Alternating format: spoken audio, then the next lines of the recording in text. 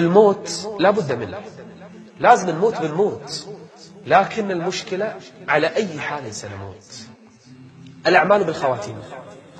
من الناس من يموت ساجد، ومنهم من يموت راكع، ومنهم من يموت صائم، ومنهم من يموت ملبي، ومنهم من يموت شهيد، ومنهم من يموت سكران، ومنهم والعياذ بالله من يموت على فراش الفاحشة، ومنهم من يموت عاق لأمة، ومنهم من يموت هاجر للصلاة. أفنجعل المسلمين كالمجرمين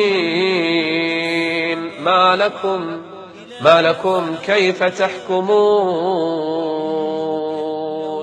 فرق بين هذه الميتة وتلك الميتة. رجل، شوفوا هذه القصة، لرجل ذهب إلى دولة عربية، دخل الفندق، طلب الخمر عشان يشرب، ومن زمان مشارب ومصدق رايح الدولة، ويشرب ويشرب ويشرب بالفندق بروحه بالغرفة.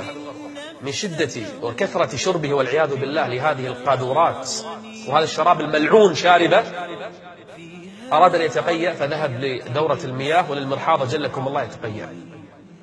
في اليوم الثاني منظف الغرفة يطرق الباب، ما حد فتح الباب، عنده مفتاح يدخل ينظف الغرفة كالعادة كل الفنادق.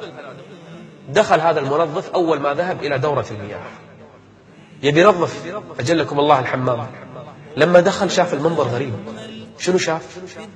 شاف الرجل اللي في الغرفة، ساكن في الغرفة، حاط راسه في المرحاض في مكان النجاسات، يبي وخرة يبي قعدة، فإذا به من كثرة ما تقيأ خرجت روحه سكران وراسه في مصرف المجاري.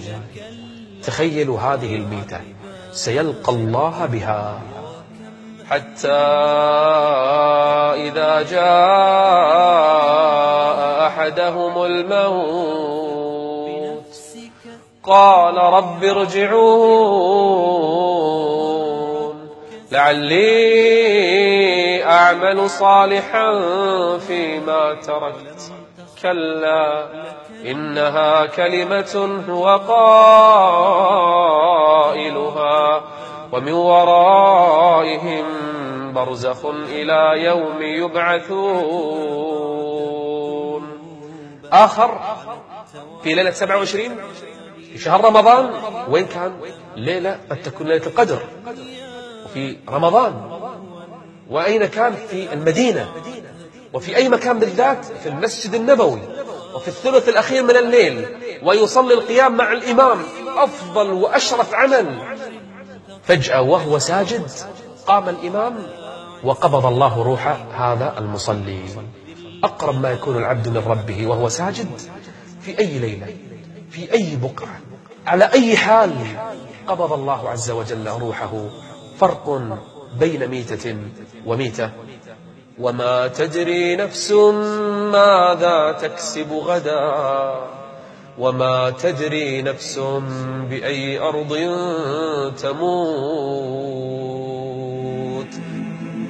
سهام الموت في قوس الليالي وظلك في الحياة إلى زوالي يقرب